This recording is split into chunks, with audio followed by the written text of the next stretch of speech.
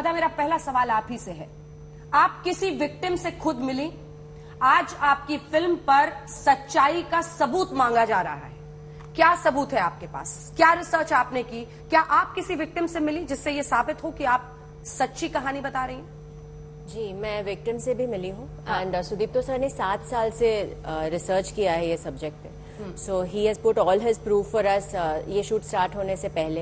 And I feel very sad कि लोग proof मांग रहे हैं लड़कियों की लाइफ्स के बारे में, जो we are talking about girls, उनका पेन, जो लोग फोर्सफुली मैनिपुलेटेड कन्वर्जन से गई है सीरिया, जो सुसाइड बॉम्बर बनने के लिए या सेक्स स्लेव बनने के लिए। एंड उनकी कहानी आई एम श्योर जब आप पूरी फिल्म देखेंगे आपको भी दिखेगा what all they have gone through. और यहाँ हम लोग लाइक एक नंबर के लिए लड़ रहे हैं कि इतने सारे। मैं सोचती हूँ कि अगर आप ये शालिनी की कहानी भी देखें और उसकी फ्रेंड्स की कहानी भी देखें तो आपको वो पेन महसूस होगा। सो सबूत दो, अगर लोगों को सबूत चाहिए please come and watch the film, because सब सबूत है वहाँ पे। अगर विपुल जी, ये फिल्म क्यों बनाई आपने? 3 साल पहले जब सुदीप्तो दादा ने मुझे ये कहानी सुनाई तो it was a very instinctive decision कि ये फिल्म तो मैं ज़रूर बनाऊंगा। लोगों ने बहुत मना भी किया, लोगों ने कहा मत बनाओ, तुम्हारी पहचान कमर्शियल फिल्मों से ज़्यादा है, बट इट डिडंट मैटर। मुझे इस फिल्म में कमर्शियल फिल्म या नॉन कमर्शियल फिल्म वाली बात ही नहीं थी। मैं जब पहली बार ये कहानी सुन रहा था तो मैं रो पड़ा था। तो मुझे ये लगा था कि इतनी जो इन लड़कियों के साथ जो इतना बुरा हो रहा है, अगर इस बात की नॉलेज हम तक नहीं है तो किसी को भी नहीं होगी। और ये प्रॉब्लम जैसे जैसे हम रिसर्च करते गए हमें पता चला कि ये प्रॉब्लम सिर्फ केरला का नहीं है, पूरे भारत का है। पर क्योंकि ये स्टोरी जो है वो केरला की 3 लड़कियों के आसपास है, इसलिए केरला स्टोरी। तो मुझे ये लगा कि ये विषय, इन लड़कियों का दर्द, ये हमारे समाज को देखना चाहिए। पर विपुल जी, क्या आप तैयार हैं इस बात के लिए कि कहा जाएगा कर्नाटक में चुनाव है इसीलिए आपने ये फिल्म बनाई है? ऐसे आरोप लग रहे हैं आप पे। सुदीप्तो दा हंस रहे हैं लेकिन ऐसे आरोप लग रहे हैं अभी से कि फिल्म मेकर्स ने इसीलिए कर्नाटक इलेक्शन की वजह से ये फिल्म बनाई है, पोलराइजेशन कर रहे हैं आप on the behalf of RSS. मुझे हंसी इसलिए आती है कि ये फिल्म सुदीप्तो दादा ने इस सब्जेक्ट पे 7 साल से काम करना शुरू किया, मैंने 3 साल से। 3 साल पहले मुझे पता था कि इस दिन कर्नाटक में इलेक्शन होने वाले हैं और इसीलिए मुझे ये फिल्म बनानी चाहिए। इससे ज्यादा इलॉजिकल कॉन्वर्सेशन हो नहीं सकता। अब सुदीप्तो दा, मैं आपके पास आ रही हूं क्योंकि आपके कंधों पर है इस फिल्म को हकीकत के करीब साबित करने की जिम्मेदारी। जी मुझे आपकी रिसर्च में आप कैसे ये जान पाए कि इतनी लड़कियों के साथ ये केरल में हो रहा है, और क्या ऐसी क्या बड़ी बातें आप बताएंगे जिससे हमारी ऑडियंस कन्विंस हो? आप छोड़िए उन लोगों को जो सिर्फ अपनी पॉलिटिक्स साधने के लिए शायद टारगेट कर रहे हैं, बट ऑडियंस को तो कन्विंस करना पड़ेगा ना। ऑडियंस को कैसे कन्विंस करेंगे? क्या फैक्ट्स हैं आपके? मैं आपको 2 इंसिडेंट्स बता दूं तो आपको समझ में आ जाएगा कि कोई भी सेंसिबल इंसान, पर्टिकुलरली वो अगर फिल्म मेकर हो, तो फिल्म बनाने की इच्छा उसी वक्त जाहिर हो जाता है। एक लड़की की कहानी थी हदिया करके। उस लड़की ने 19 साल की बच्ची थी, वो एक ट्रैप में फंस गई थी और उसकी कन्वर्शन हो जाता है, शादी हो जाता है। 15 दिन के अंदर उसको पता चल जाता है, ये मैं 2014 की कहानी बता रहा हूँ। 15 दिन के अंदर उसको पता चल जाता है कि वो बहुत बड़ा एक ट्रैप में फंस गई और उसमें वहां से बाहर निकलना है। कुछ लोगों की मदद से ये मैं त्रिवेंद्रम शहर की बात कर रहा हूँ। वो बाहर आ जाती है और उसका रिकन्वर्शन होता है, मतलब वो वापस हिंदुइज्म ले लेती है। और उस समय पे प्रेस, सरकारी सिस्टम, पुलिस उसके पीछे भाग रही थी उसके सच्चाई जानने के लिए। तो वो लड़की एक शाम को उसके माँ बाप को कन्विंस करके, वो कसारगोड के गांव से थी, वहां पे वो सोचती है कि अगर त्रिवेंद्रम से दूर चले जाएंगे तो ये लोग पीछे नहीं करेंगे। वो साइकोलॉजिकली बहुत ज्यादा एक बुरे हाल पे थी। वो जब सुबह पहुंचती है वहां पे, जाके देखती है उसके गांव में उसके घर को जला दिया गया। तो आपको उस लड़की की ये जो इंसिडेंस था, ये पहला इंसिडेंस है जो मुझे ये महसूस कराए कि there is something major, something wrong happening to the society there. उसके बाद वहां से मैंने जर्नी शुरू की। उसके बाद मैंने एक दो करते करते करीबन 500 550 केसेस को स्टडी किया। आपने स्टडी किया है 550? मैं पर्सनली स्टडी आपके किया। पास मेरी कैमरा में पेपर प्रूफ है उनका? ये अंजना जी, पेपर पे नहीं, वीडियो फुटेज है मेरे पास। वीडियो फुटेज है आपके पास? कम से कम 300 घंटे की वीडियो फुटेज है जो ये सारे लड़कियों से बात करती है। मैं आपको दूसरी कहानी बताता हूँ। ये 2016 की बात है। मैंने 4-5 लड़कियों से मिले जो एकदम ब्रिम पे जाके वापस आई है, जिनमें से श्रुति करके एक लड़की तो अभी जैसे हम यहाँ पे बैठे हुए हैं, वो साउथ की सारे चैनलों में अभी दिख रहा है, जो हमारी इंस्पिरेशन, मेरी इंस्पिरेशन थी। वो लोग अंजना जी एक छोटा सा घर में का एक रेंट लेके एक घर पे रहते थे। उसकी इलेक्ट्रिसिटी काट दिया गया था। वो सब्जी लेके घर में आते थे तो सब्जी का बैग रास्ते में छीन लिया जाता था।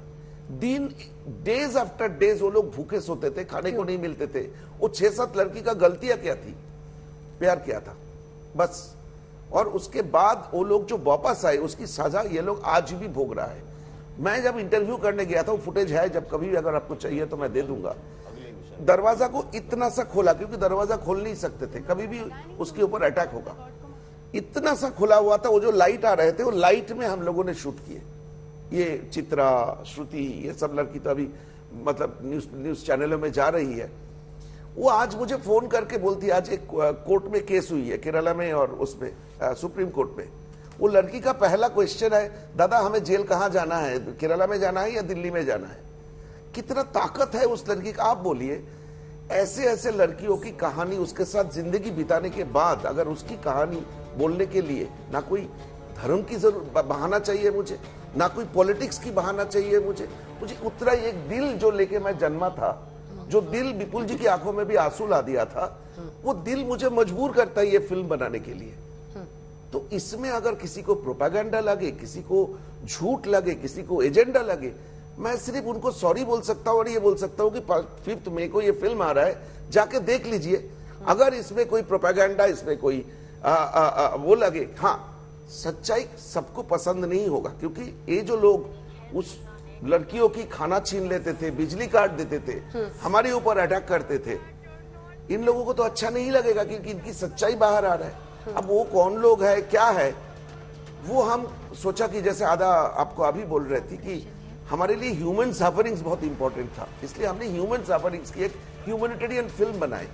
हमने वो नहीं देखा, और सरकार को हमारे फिल्म से अगर कोई मैसेज मिले कि ये है परपिट्रेटर, और ये सब इन लोगों ने हमें सिखाया कि आतंकवाद की कोई धर्म नहीं होता है, लेकिन जब केरला की नाम आता है तो आतंकवाद बोलते ही कुछ धर्म के लोग खड़े हो जाते हैं कि हमने इनको डिस्क्रेडिट कर रहे हैं। ये जो डबल स्टैंडर्ड, ये जो पॉलिटिकल गेम, ये हमें समझ में नहीं आता है। पिनराई विजयन साहब को और शशि थरूर को कुछ बोलना चाहेंगे आप आज तक के जरिए?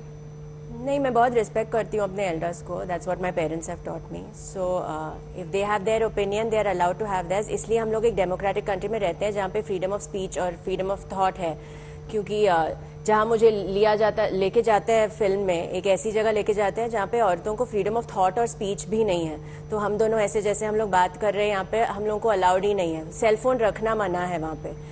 तो I am very happy we live here, it's a very good thing, सबको होना चाहिए फ्रीडम। उनको इनवाइट करेंगे फिल्म देखने के लिए? I would love if they can take out. We have already made that appeal, we have already made that appeal के please film देखिए। आपका हर ऑपोजिशन या क्रिटिसिज्म हम डिबेट डिस्कस जरूर करना चाहेंगे, पर एटलीस्ट पहले फिल्म तो देखें।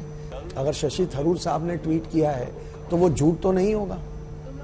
सो हमें ये सारे ट्वीट्स हमने तब भी देखे थे, और हमारे लिए तो वो वन मोर रीजन थे कि अगर शशि थरूर साहब कह रहे हैं तो ये बात तो हमें और जोर से और वजन से कहनी चाहिए। अब वो क्यों पलट रहे हैं ऐसे, क्या लगता है?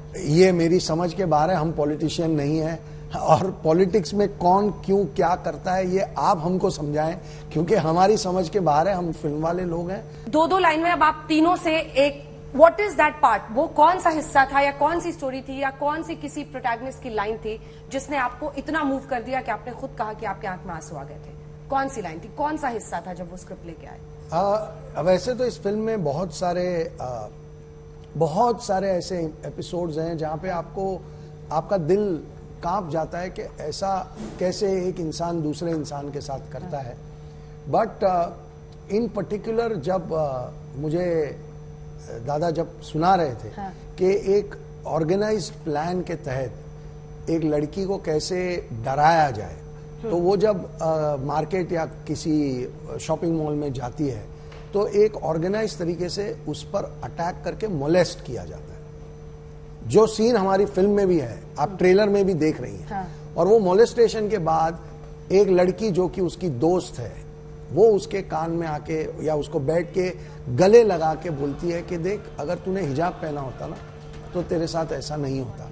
हिजाब पहनी हुई किसी भी लड़की के साथ मोलेस्टेशन या रेप या नहीं होता। मैं ये सुन के काम Very किया। moving lines.